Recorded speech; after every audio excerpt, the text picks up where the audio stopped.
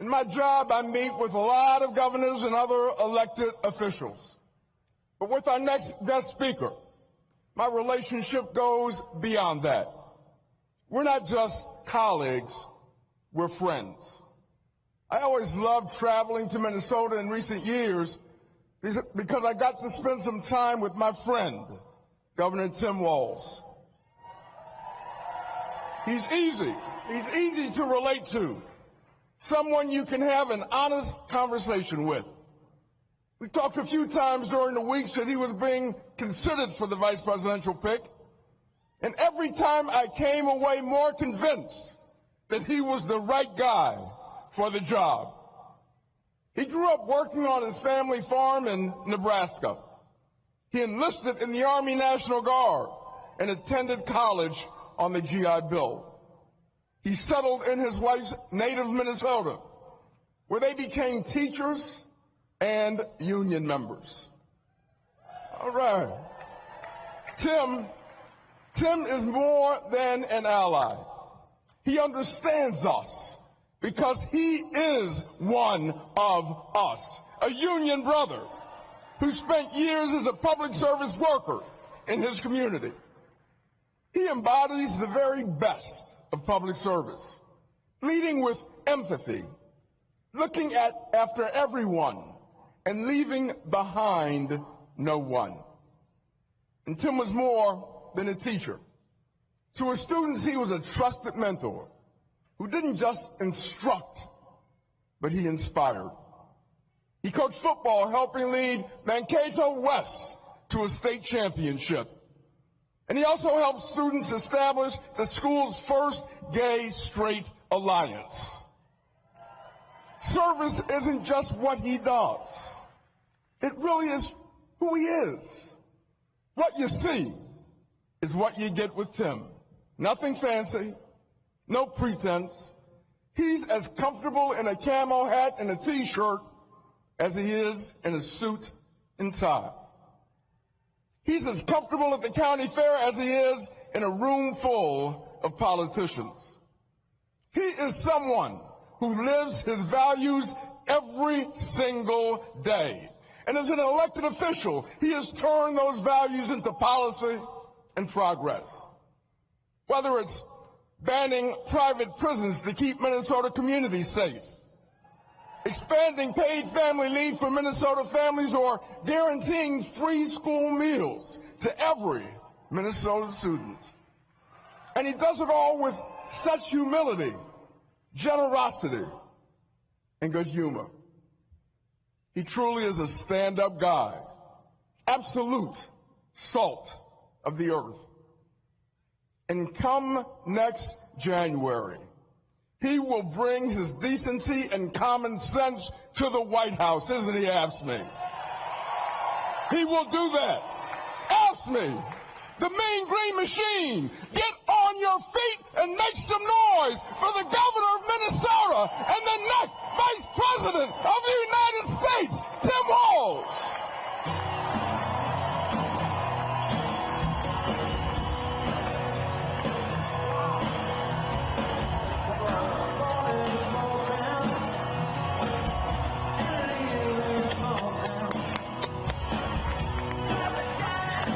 Wow.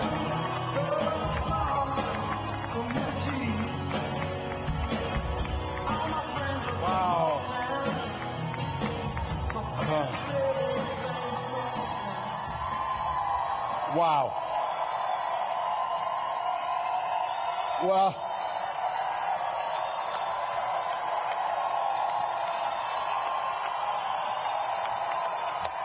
Well, hello, Los Angeles.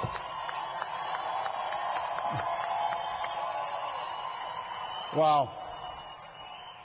Well, sisters and brothers in AFSCME, first and foremost, to each and every one of you, thank you for the privilege of being able to stand with you, because I know that AFSCME stands with the American workers.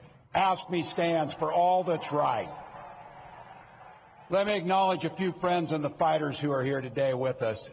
It goes without saying, thank you to my friend and your president, Lee Saunders. We were just talking earlier, we've done a few door knocks, we've done a few phone banks. We've done a few rallies, and we've worked together on a few laws to improve people's lives. I said, my friend, the important thing about this guy is this guy's the friend to every American worker. So thank you, Mr. President.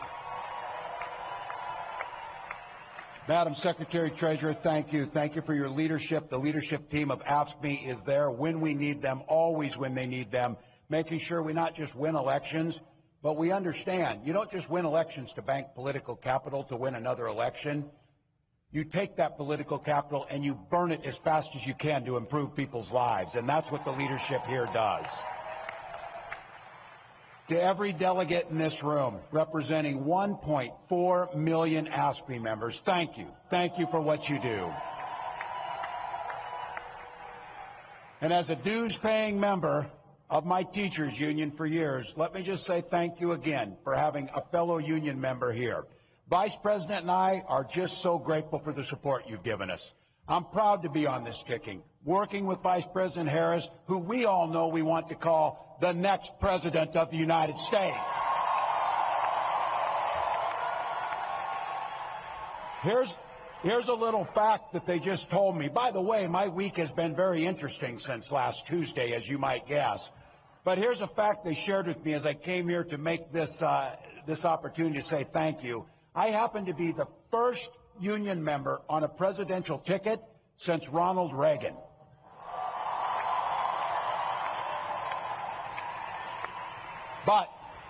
But rest assured, I won't lose my way. Probably should be a few more union members in elected office, President Saunders. We might want to work at that. I think I'm looking at some. So you heard the story. You knew Vice President Harris grew up in a middle-class family, picked up shifts at that McDonald's as a student. I keep asking this to make a contrast here. Can you simply picture Donald Trump working at a McDonald's trying to make a McFlurry or something? Oh, he knows us. He couldn't run that damn McFlurry machine if it cost him anything. But Vice President Harris took that work ethic, goes to work every single day to make sure families don't just get by, but they get ahead. She stood on the side of the American workers, and she stood up to the billionaires and fought corporate greed. She led this administration's work to eliminate the barriers to organizing. And let's not forget, she cast the tie-breaking vote on the American Rescue Plan to keep public service workers on the job during the pandemic. Just to be clear, the Vice President and I, we know exactly who built this country. It was nurses, it was teachers, and it was state and local government employees that built this nation. People in this room built the middle class. And it's not just a saying, it's a fact. When unions are strong, America's strong.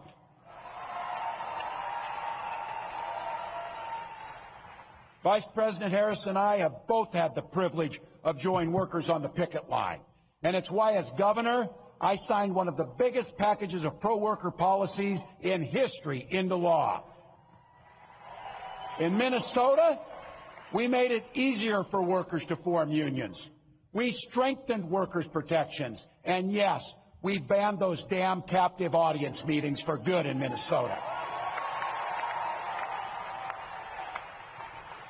Last time I said that at a union meeting, they sued me over it. It was the best thing to get sued over I ever said. We're going to continue to ban those meetings. But we did more than that for families and AFSCME workers that are there every single day. We did things to improve people's lives in a real fundamental way. We guaranteed free breakfast and lunch to every single child in Minnesota. That helped a whole lot of school employees, AFSCME members, keep their students engaged and keep them in the classroom learning. Today, Minnesota is one of the best states for workers in the country.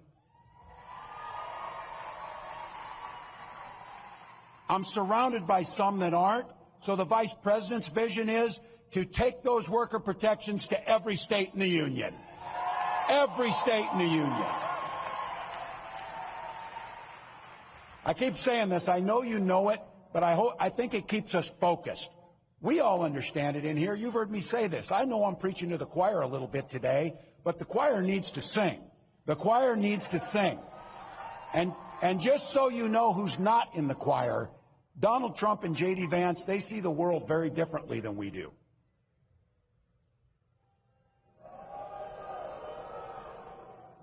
The only thing those two guys knows about working people is how to work to take advantage of them. That's what they know about it. Every single chance they've gotten, they've waged war on workers and their ability to collectively bargain to take that away from them. All we're asking for is better wages, better benefits, better lives, and dignity in the work that we do. There's a great bill in Congress. Should be the easiest vote you've ever taken, the PRO Act. Make it easier to form a union and bargain. Allow people to have the freedom to make a choice. Allow them to be able to do that.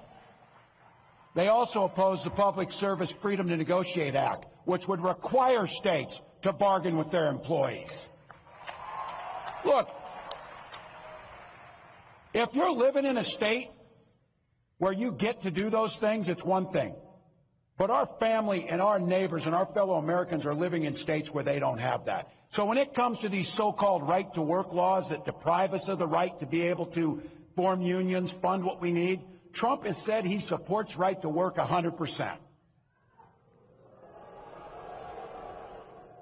I saw our friend Sean Fain at the UAW had a name for that. He called him a scab, just to be clear. That's not name calling, it's an observation and fact, just to be clear. So,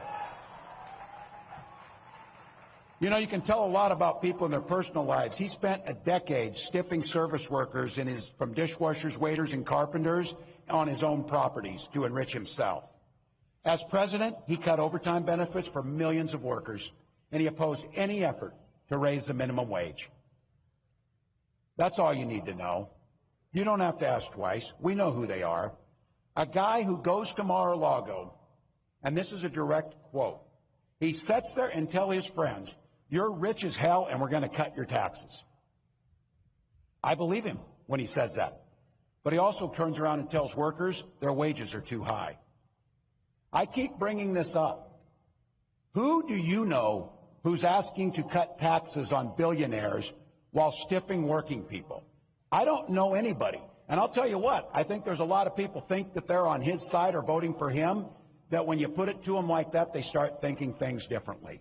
This is where we need to talk to our neighbors. We need to engage. And I'll tell you, his running mate, I don't know if that was a value add to this campaign or not, but he's one of 4 senators, 4, that has never cast a vote on a pro-worker bill in his life. Not once. A stop clock's right twice a day. This guy can't get it right once. Not once for workers. And by the way, these guys are even attacking me for my record of service. And I just want to say, I'm proud to serve my country, and I always will be.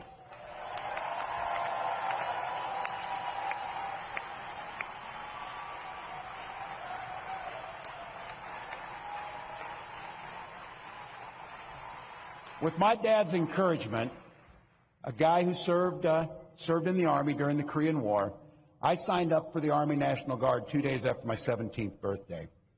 I served for the next 24 years for the same reason all my brothers and sisters in uniform do. We love this country. Then in 2005, I felt the call of duty again, this time of being service to my country in the halls of Congress. My students inspired me to run for that office, and I was proud to make it to Washington. I was a member of the Veterans Affairs Committee and a champion of our men and women in uniform. I'm going to say it again as clearly as I can. I am damn proud of my service to this country.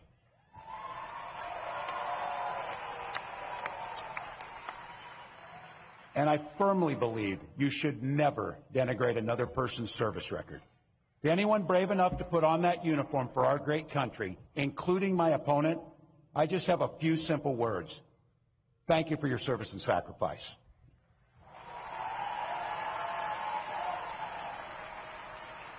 But look, it's not what they've done that we should be concerned with here today. It's what they're going to do. One of the clear goals of that Project 2025 to-do list is to put the screws to working people, making it harder for us to collectively bargain, allowing employers to drastically cut overtime or even eliminate it. And make no mistake about this, Donald Trump and J.D. Vance want to eliminate Ask Me and all public sector unions altogether. Hell, they're even going after the 40-hour work week. Someone was joking and said, what's next, child labor? Oh, yeah, that's in there too, by the way. Reducing the rules around our children, putting them into dangerous jobs again. The folks who came before us spilt blood and treasure and spent their lives working to give us dignity and safety in our workplace so you can simply do a good day's work and go home to your family safely at night. Project 2025 will take all that away. It'll also repeal what you worked so hard for, the Affordable Care Act and its protections against pre-existing conditions. And they'll gut Social Security and Medicare.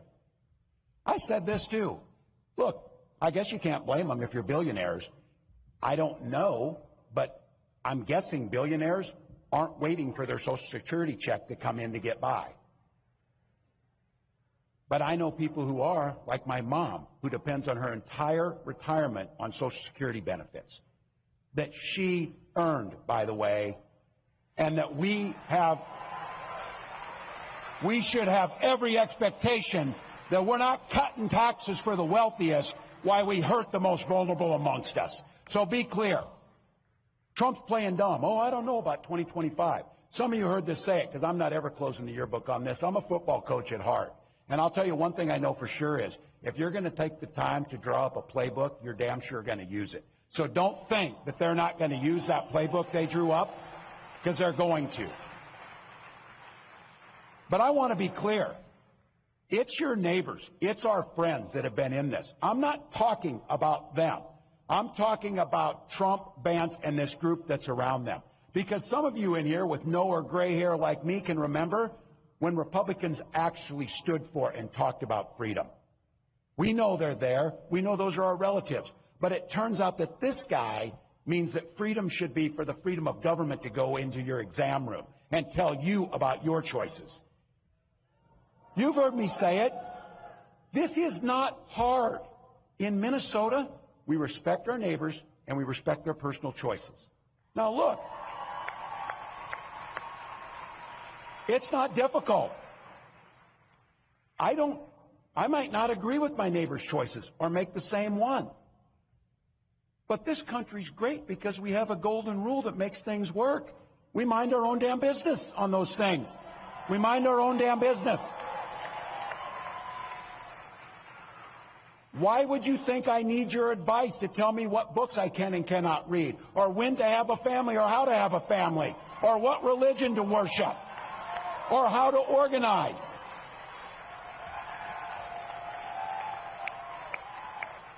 You stay in your lane and I'll stay in mine. That's not that difficult.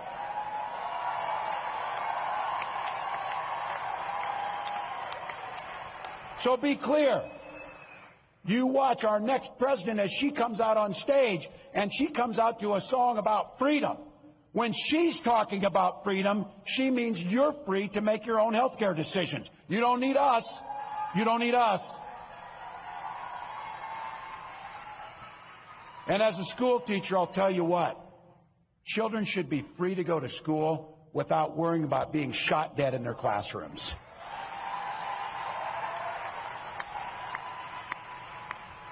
Education should be a ticket to the middle class, not crippling student loan debt.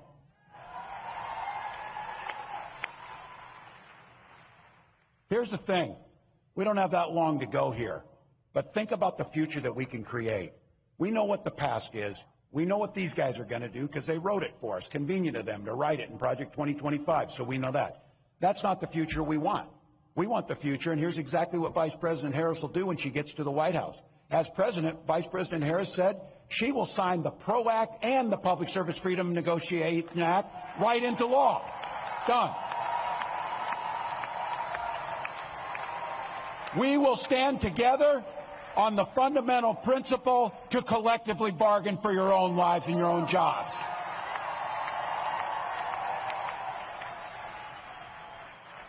And we believe in fairness. That's what we believe in. That's why corporations can start paying their fair share. And that's how it works. At the same time, what we did in Minnesota is lower taxes for the working folks, and we have the fairest tax system in the country, and things work out pretty well. We can protect Social Security. And something we did, and I want to thank, I know they're in here, my Minnesotans who are in the House. It was asked me to put into place the most generous paid family and medical leave in the country in Minnesota.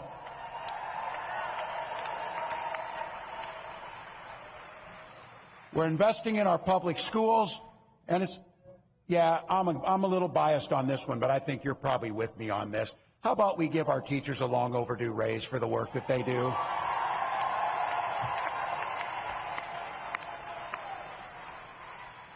All right, I know you've heard these speeches, big order, optimistic or whatever.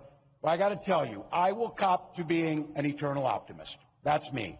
But I come by it honestly. I supervised the damn high school lunchroom for 20 years. You do not survive that job without being an optimist, I will guarantee you. And I also think you've heard me say this, hope is the most powerful word in the English language. It was so powerful for when my wife and I first had our first child, we named our daughter Hope. But my wife often reminds me, hope is a great word and a beautiful name, but it's not a damn plan. We can't hope that we defeat Donald Trump. We can't hope that we can collectively bargain. We can't hope we protect Social Security. We can't hope that we address climate change. You don't hope to win. You plan, prepare, and work to win.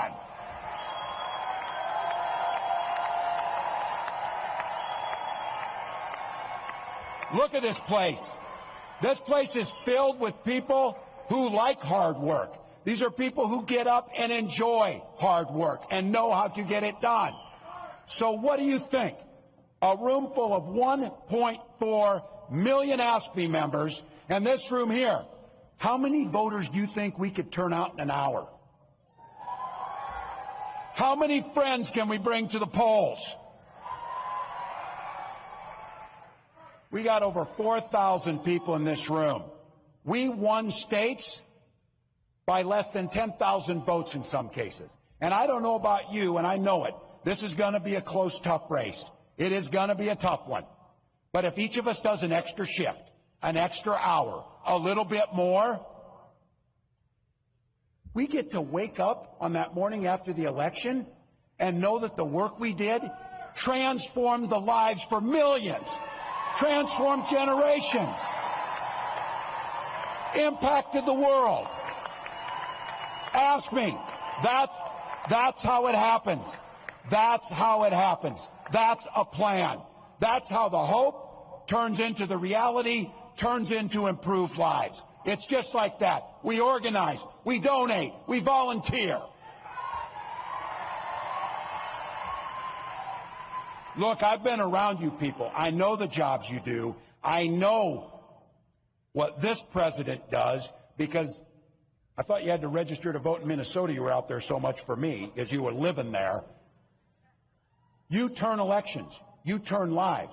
You negotiate contracts. You press legislatures to do the right thing. We know how to do this.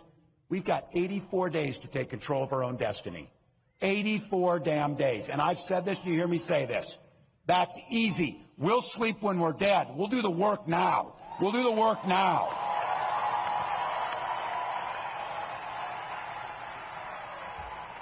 And you do it for the most beautiful and selfless reason, because you believe in the very soul of your being that you believe in the promise of what America can be. You believe we can all enter the middle class. You believe we can all have dignity. You believe we can all thrive. But you know what?